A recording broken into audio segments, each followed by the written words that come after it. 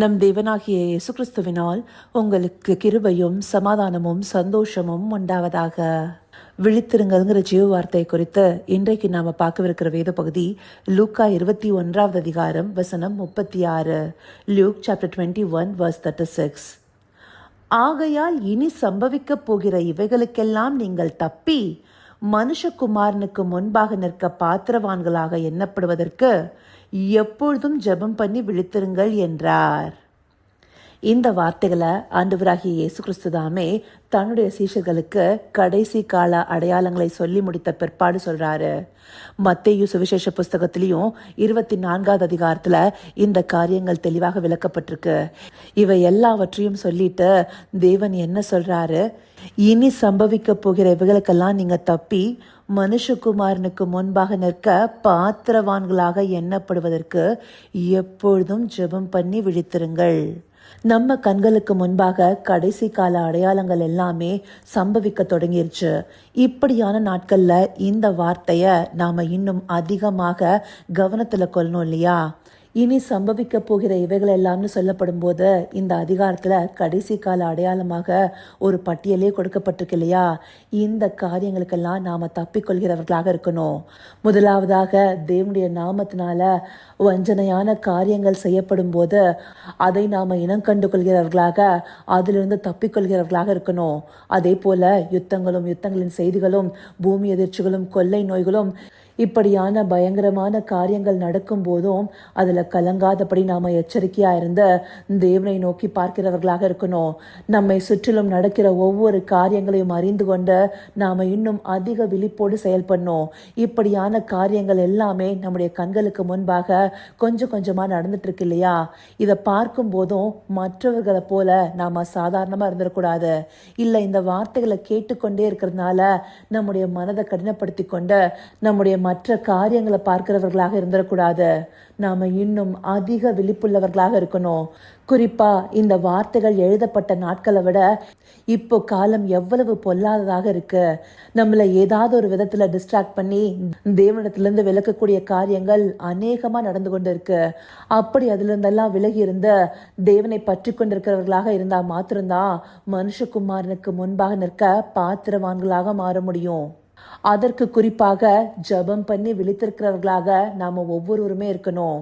இப்படியாக விழித்திருங்கள் என்ற இந்த வார்த்தை நமக்கு மறுபடியும் சொல்லப்படும் போது நாம எவ்வளவு கவனம் உள்ளவர்களாக இருக்கணுங்கிறத நிதானிச்சு பார்க்கணும். இந்த பகுதியிலேயே 34வது வசனத்துல நமக்கு சில காரியங்கள் கொடுக்கப்பட்டிருக்கு. இப்படியான காரியங்கள் அந்த நாட்கள்ல இருந்ததை காட்டிலும் இப்போ ரொம்ப அதிகமா இருக்கு. அப்படி என்ன அந்த வசனத்துல கொடுத்திருக்குன்னா, உங்கள் இருதயங்கள் பெருந்திண்டினாலும் வெறியினாலும் லௌகீக கவலைகளினாலும் பாரமடையாத படிக்கும், நீங்கள் நினையாத நேரத்தில் அந்த நாள் உங்கள் மேல் வராத படிக்கும் எச்சரிக்கையாயிருங்கள். நாம வாழ்ந்து கொண்டிருக்கிற இந்த நாட்கள்ல உணவுக்கான முக்கியத்துவம் அதிகமா கொடுக்கப்படுது. அநேகர் தங்களை ஃபுட்டின்னு வெளிப்படுத்தி கொள்ள விரும்புறாங்க. அது மாத்திரம் இல்லாம நம்ம யூடியூப் போன்ற சோஷியல் மீடியா பிளாட்ஃபார்ம் எல்லாம் எடுத்துட்டோம்னா இந்த உணவுகளுக்காகவே தனித்தனியான விளாக்ஸ் எல்லாம் கிரியேட் பண்றாங்க. அநேகம் பேரு ஃபுட் ரிவ்யூ கொடுக்கறதாக சொல்லி அநேக காரியங்களை வெளியிடுறாங்க. அப்ப இருந்த நாட்களை காட்டிலும் இப்ப உணவின் மேல அதீத மோகத்தை உண்டு பண்றாங்க. அது மாத்திரம் இல்லாம இந்த ஃபுட் நமக்கு ஈஸியா கிடைக்கிற விதமாக டெலிவரி எண்ணிக்கையும் மிகவும் அதிகமாகி கொண்டே போயிட்டு இருக்கு. இப்படியாக ஒரு மனிதனுடைய இருதயம் பெருந்திண்டினால நிறையப்படும் போது அவனால தேவனிடத்துல ஐக்கியப்பட முடியாது. தேவன் பக்கம் அந்த இருதயம் திரும்ப முடியாதபடி கடினப்படுகிறதாக இருக்கும். அதே போல வெறியினாலும், இந்த வெறின்னு சொல்லப்படும் போது குடி போதை போன்ற அடிமைத்தன பழக்க வழக்கங்களை குறிக்கிறதா இருக்கு. இந்தப்படியான பழக்க வழக்கங்களும் இந்த நாட்கள்ல ரொம்ப அதிகமா போயிட்டு இருக்கு. இப்படியான காரியங்கள் அநேக ஆத்துமாக்களை தேவனிடத்துல நெருங்க விடாம அவங்கள பாதாளத்தின் வலடிக்கு நேராக நடத்துகிறதா இருக்கு. இப்படியான காரியங்கள்ல அநேகர் சிக்கிக்கொள்ளாம இருக்கணும் இல்லையா?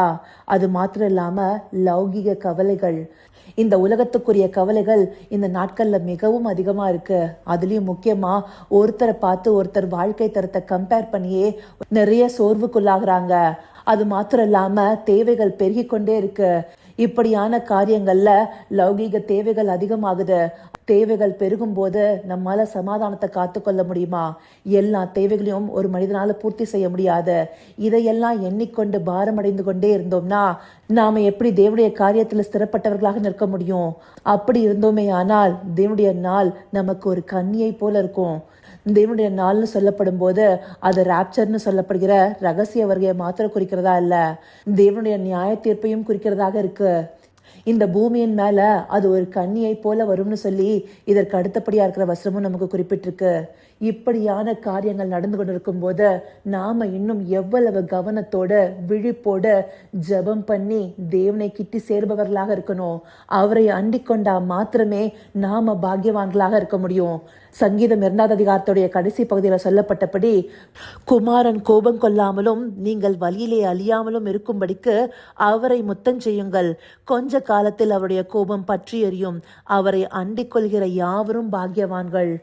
அந்தபடியாக அவரை அண்டிக் கொண்டு நாம அவரோடு கூட ஐக்கியப்பட்டு விழிப்போடு காணப்பட்டா அவருக்கு முன்பாக நிற்கிற பாத்திரவான்களாகும். அப்படிப்பட்டவர்களாக நாம காணப்படுங்கிறதுக்காகவே இந்த பகுதிகள் நமக்கு காண்பிக்கப்பட்டிருக்கு. இதை உணர்வுள்ள இருதயத்தோடு பார்த்து கடைசி கால அடையாளங்கள் ஒவ்வொன்றையும் அசட்டை பண்ணாம மனுஷகுமாரனுக்கு முன்பாக நிற்க பாத்திரவான்களாவதற்கு ஜெபம் பண்ணி விழித்திருக்க அவரை நோக்கி பார்ப்போமா? கர்த்தாவே, தேவாதி தேவனே, உமக்கே இந்த வேலையில நன்றி செலுத்துகிறோம் ராஜா. அப்பா, இந்த உலகத்துல நடக்கக்கூடிய காரியங்கள் ஒவ்வொன்றுமே கடைசி காலத்தை நோக்கி போய்கொண்டிருக்குங்கிறத எங்களுக்கு தெளிவாக காண்பிக்குது தகப்பனே. இந்த நாட்கள்ல நாங்கள் இன்னும் அதிக விழிப்போடு ஜெபத்துல காத்திருந்து உம்மை அண்டிக் கொள்கிற ஜனமா இருக்கணுங்கிறத இந்த பகுதிகள் மூலமா எங்களுக்கு காண்பிச்சிருக்கீங்க ராஜா. இதை அறிந்து கொண்டு ஒவ்வொரு நாளும் உம்முடைய சமூகத்துல ஜெபத்துல விழித்திருப்பவர்களாக உம்மை நோக்கி பார்க்கிற பிள்ளைகளாக எங்க ஒவ்வொருவரையும் மாற்றுங்கப்பா. ஆம் ராஜா, அந்தபடியாகவே இந்த பூமியில வருகிற கன்னிக்கு நாங்க தப்பிக்கொள்ள முடியுங்கிறத அறிந்து கொண்டு செயல்படுகிற நவமான இருதயத்தை தேவரீர் எங்களுக்கு தந்தர்லுங்க. அப்படியே நீங்க அருளி செய்ய போகிற கிருபைக்காய் நன்றி. சகலவித துதி மகிமை கனம் யாவும் ஒருவருக்கே செலுத்துகிறோம். இயேசு கிறிஸ்துவின் மூலமாய் வேண்டிக் கொள்கிறேன் பிதாவே. ஆமேன், ஆமேன்.